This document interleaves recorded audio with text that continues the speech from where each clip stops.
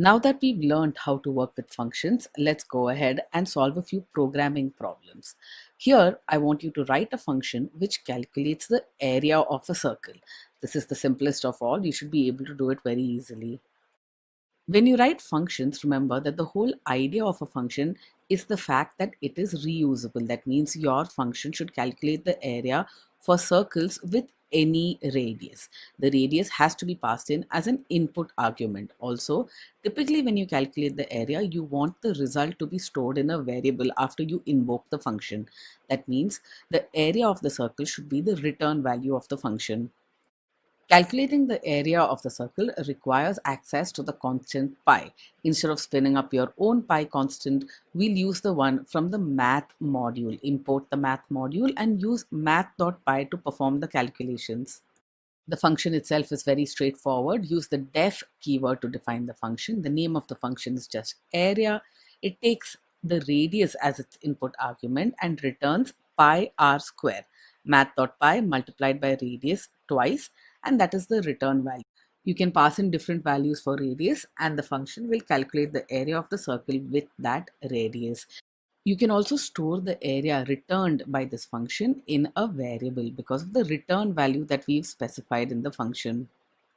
You can try this out a couple of times with different numbers and you'll find that it works just fine. Now, we haven't really written this function to be able to handle cases where you pass in a string instead of a number. This kind of error checking we'll worry about later on in this course.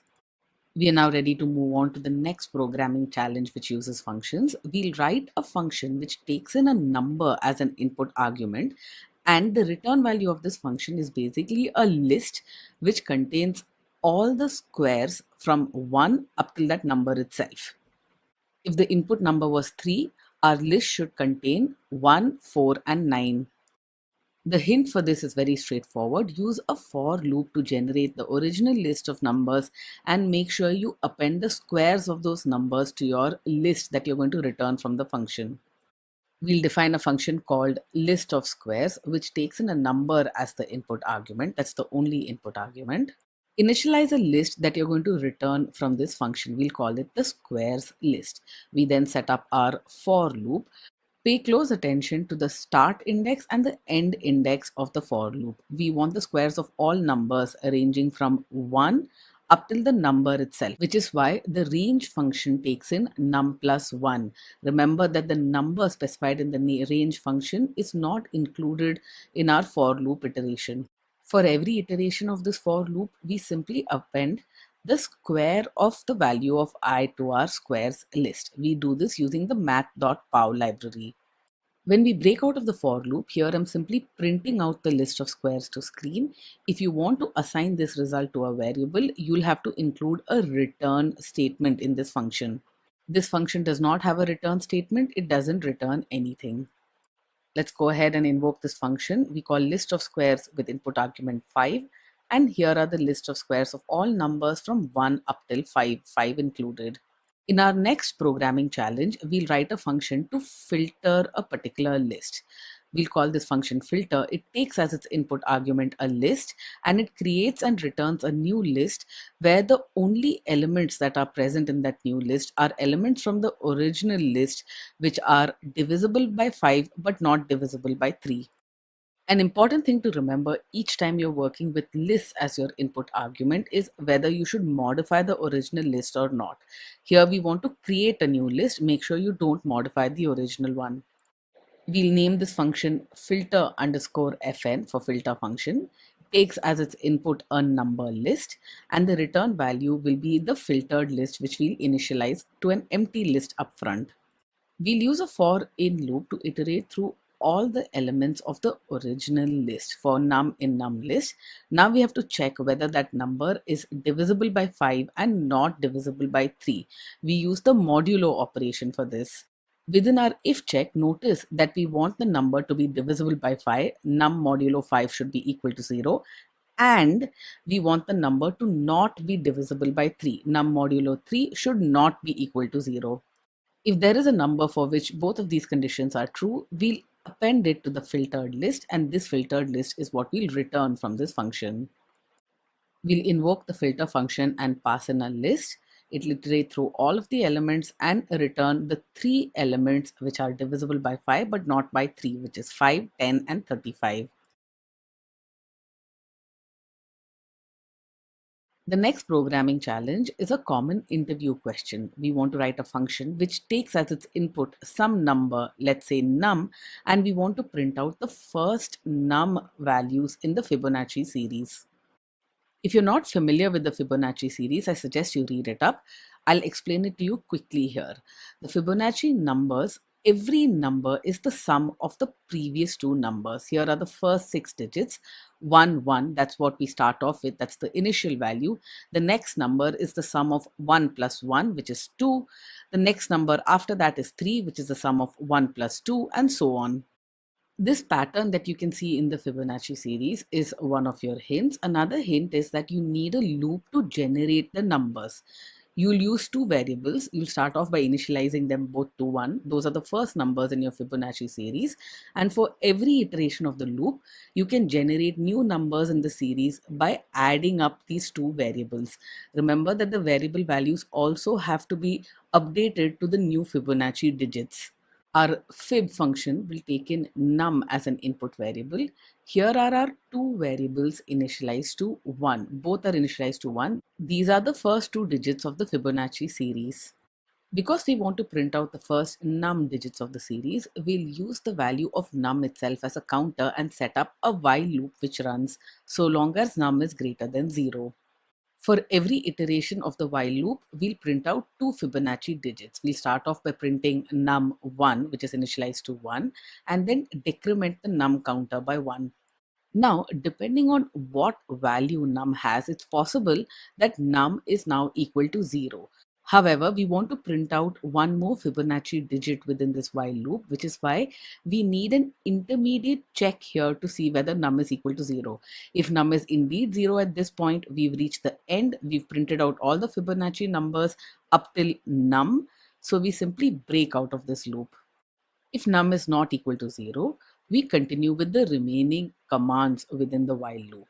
We'll print out num2 and once again decrement the num counter by 1. After we've printed out two numbers, we'll generate the next two digits in the series. This we do by adding up the original num1 and num2 variables. The new value of num1 is the sum of num1 and num2, and the new value of num2 is the sum once again of num1 and num2. This while loop is complicated enough that it might be worth going through this with an example. Let's assume that we want to print out the first 5 Fibonacci digits. The value of num is equal to 5 when we enter the while loop. At the beginning of the while loop, num1 is equal to 1, num2 is also equal to 1. We first print out num1, that is equal to 1, to screen and decrement the value of num. Num is now equal to 4. And this is where we perform the if check to see whether num is equal to 0. It is not, so we continue with this while loop and print out the value of num2. 1 will be printed to screen again.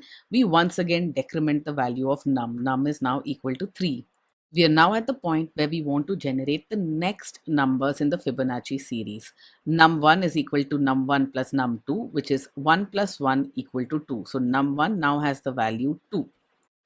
Num2 is equal to num1 plus num2, which is equal to 2 plus 1 is equal to 3, which means num1 now has the value 2, num2 has the value 3. These are the next numbers in the Fibonacci series. Because num is still greater than 0, num is equal to 3 at this point in time, we go back into the while loop iteration. We print the value of num1, which is now 2, and decrement num by 1. Num now takes on the value 2. Num is not equal to 0 yet, so our if check will not be true. We continue with the loop, we won't break out of it. We'll print num2, that is print 3 to screen, and then num will now have the value 1. We have 4 out of 5 Fibonacci numbers printed to screen at this point in time. We calculate the next two numbers in the Fibonacci series. Num1 is equal to num1 plus num2. Num1 will now be equal to 5. Num2 will now be equal to 8. And since num is equal to 1, it's still greater than 0, we enter back into the while loop. In this iteration, the initial value of num is equal to 1, num1 is currently 5, and num2 is equal to 8. We first print out the value of num1 to screen. 5 will be printed to screen, and then decrement the count of num by 1. And you will now see the need for the if check. At this point in time, num is equal to 0 because we've printed 5 digits from the Fibonacci series. That's all that we wanted, which means we are ready to break out of this loop. And that's exactly what will happen. If num is equal to 0 will be true, we break out of this loop, and we've already printed all of our Fibonacci digits to screen. Let's invoke this function. We call fib of 1. This should only print 1 to screen, and that's what happens. Things look good so far. Let's find fib of 2. This should print out 1 and 1. These are the edge cases you should test for any programming problem that you set up. Fib of 3 should print out 1, 1, 2, looking good so far.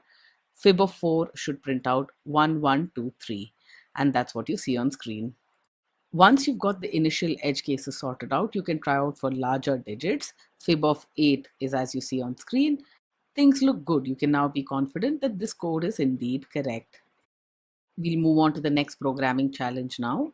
We'll write a function which takes in a list of boys and another list of girls, and we want to find all possible combinations for a dance, with one boy and one girl being partners. There is a hint that should make things easy for you. Because we have two lists and we want to find every possible partnerships between the elements of those two lists, a nested for loop is what is needed here. We'll go ahead and define a function called dance partners, which takes in two lists, a girl list and a boy list. Now within this, we first iterate through all elements in the girl list because every girl has to dance with every boy. Each time we enter the loop for a certain girl, we iterate through every boy in the boy list. Notice that iterating through the boy list is a nested loop. It's within the outer for loop where we iterate over the girls. So here every girl will get to dance with every boy, and we simply print the partnership out to screen. And really, that's all there is to the program. Let's set up our girl list and boy list. The girl list has 3 names, the boy list has 4. Invoke the function by passing in these two lists as input arguments, and as a result you should get a list of all the dance partners. Let's see if you understand the result. In the first iteration, the first element in the girl list is Priya. This element remains constant while we iterate through all the names in the boy list, starting with Abhay, then Dev, then Ubaid, then Ayaz. So Priya dances with all 4. Once the boy list is complete, we go back to the next element in the girl list, Judy. Judy then dances with all 4 boys. Then we move on to the next element in the girl list, which is Atara. Atara then dances with all 4 boys. This is how nested loops work.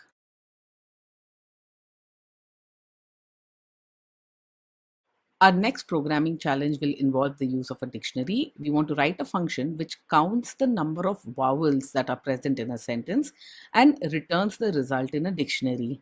And here is a hint that should help you solve this problem.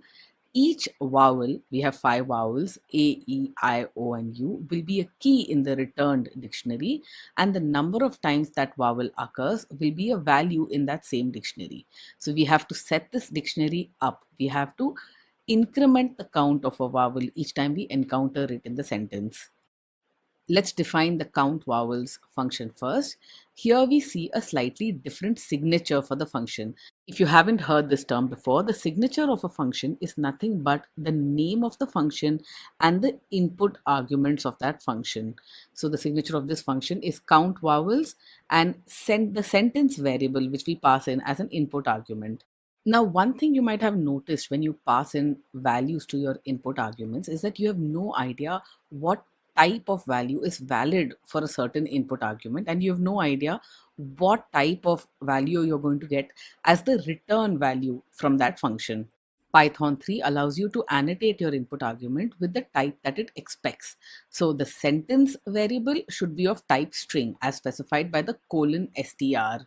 The return value from this function is of type dictionary as indicated by the dict that you see on screen. The colon, which starts the nested block of the function, comes after this. It's important for you to know this so that you don't get thrown if you ever see this in some Python code somewhere. I haven't seen very many people using it, but it might become more common with time. In order to make things easier for us, Instead of checking every vowel individually, we'll just initialize a list of vowels. Then all we have to do for every character is to check whether that character is present in this list. We'll then initialize vowel count to an empty dictionary. This is the return value from this function. The first step is to initialize all of the vowel counts to 0 before we parse the sentence that has been passed in. This we do using a simple for loop. Iterate through all the vowels, set their counts to 0. We want a count of all vowels in our sentence, whether they are present in lowercase or uppercase. A very easy way to do this is to iterate through the characters in the sentence by converting the sentence to its lowercase. All our vowels have been initialized in lowercase. We'll just work with lowercase all the way through.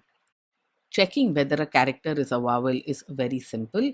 We simply check whether that character is in our vowels list. If yes, then we increment the count associated with that vowel character. So we index into our vowel count dictionary using the character and increment the count by 1. And that's it. The for loop will take care of iterating through the whole sentence. Our vowel count dictionary will contain counts for this sentence. Let's try this out. We'll invoke this on the sentence. Today is a bright and sunny day. And you'll get as a result the count of vowels. A occurs 4 times, E occurs 0 times, and so on. For practice and to check that this function indeed works on capital letters, test it with a sentence which has vowels which are capitalized.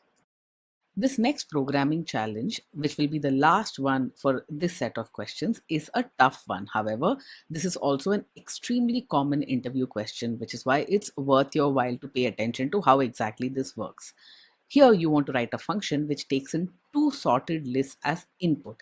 And the result of that function is a list which is once again in sorted order, in ascending order, but it has merged the elements of the original 2 sorted lists together. The idea here is that because we are working with 2 lists which have been sorted already, they're already sorted in ascending order, you should not have to call sort on the entire merged list. You should be able to recreate that merged list using the original sorted list by going through the sorted list exactly once. This you'll do by having an index into each of the original lists. At every step, compare the element that is present at that index across 2 lists, pick the smaller of the two, and store the smaller element in the final list. There are, of course, some more nuances here. What if the elements in one list runs out first? What do you do then? Make sure you handle all of that. As is usual with complicated problems, I'll first explain the code and then walk through the code with an example. Here we are going to write the function merge list. It takes in 2 lists as input, list A and list B. Instead of assuming that these original lists have already been passed in sorted form, I'm simply going to sort them right here using the built-in sorted function. This will give us sorted list A and sorted list B. I'll then initialize 2 indexes, index A and index B. Index A will iterate through the elements in sorted list A. Index B will do the same with sorted list B. We'll store the final sorted list in the final underscore list variable, initialize that to an empty list. The total length of the final sorted list will be the length of the 2 initial lists. This will be stored in the total underscore len variable. We'll set up a while loop to create this final merged list. Now this while loop continues so long as the length of the final list is less than the total length of the original 2 lists. That means elements are still left to be added in the final list. We'll first check which element is smaller. Both the indices point to 0 for both sorted lists. We'll check which of the elements is smaller. We'll pick the smaller of the 2 elements and append it to our final list. If the element at the current index position in list A is smaller, that's what we'll append to the final list, and we'll increment the index of list A. Or it might be that the current element in list B is the smaller one. That's the element that we'll pick, append to the final list, and increment the index of list B. Now, on the face of it, this is all that seems to have to be done. At this point, we can return the final list. Let's test this out to see whether it really works with some lists of numbers. We'll pass in sorted lists. Here are 2 lists that we'll initialize. These are the 2 lists that we want merged together. We'll sort the original list and merge the 2 sorted lists using the merge list function. And really, almost immediately, Our merge list function throws an error. It's an index error which says list index out of range. Let's try and figure out what's going on. Notice the arrow at line 18 which says if sorted list of A at index A is less than sorted list of B at index B. So somewhere when we are indexing one of these lists, the index is out of range. Trying to access an element in one of these lists which is beyond the last element. This has happened because while comparing the elements in the two lists, we've reached the very end of one of the lists and the index has gone beyond the last element. We still have elements left in the other list. This is not something that we've considered in our code. We need to rewrite the code, add in a few checks to check for this explicitly. Let's go back to the merge list function and try again. We sort the original two lists. We then set up two indices pointing at 0 when we begin. We initialize the final list and find the total length of the original two lists. The while loop once again we set up as before, but with a few additional changes. Here are the conditions under which we'll continue to iterate through the while loop. So long as the length of the final list is less than the total length of the original two lists. This is the same condition as before. In addition, we perform some other checks as well. Our index into list A should be always less than the length of the list A, and our index into list B should always be less than the length of the list B. This will avoid the index error. This check will ensure that within the while loop, we never access any element beyond the last element of any of the lists. Some checks remain the same as before. We check to see which element is the smaller of the two at the current indices in each list, pick the smaller element and append it to the final list. Now, when we break out of the while loop, we have to perform some additional checks because we could have broken out of the while loop for a number of different reasons. It's possible that index B move beyond the last element of list B, which means when we break out of the while loop, index A might still be less than length of A, which means all elements in list A may not have been considered and may not have been added to the final list. We'll fix this using a separate if check. If index of A is less than length of A, then we set up another while loop which basically appends the rest of list A to the final list. It's also possible that we broke out of the loop when index of B was still less than length of B. That means we haven't looked through all elements in list B. We broke out of the list because we had reached the end of list A. If that's the case, we still have to account for the remaining elements in list B. Within our if check, we'll set up a while loop. So long as index B is less than length B, we'll append the elements at the end of list B to our final list. At this point, it seems that we've accounted for everything. We return the final list. Let's test this out on the original list that we tried earlier. Here are the same numbers. These are the same two lists where we originally encountered an index error. Let's try merging both of these lists together and you'll find that this runs through just fine. We've accounted for all the edge cases. We get the final merged list as the result.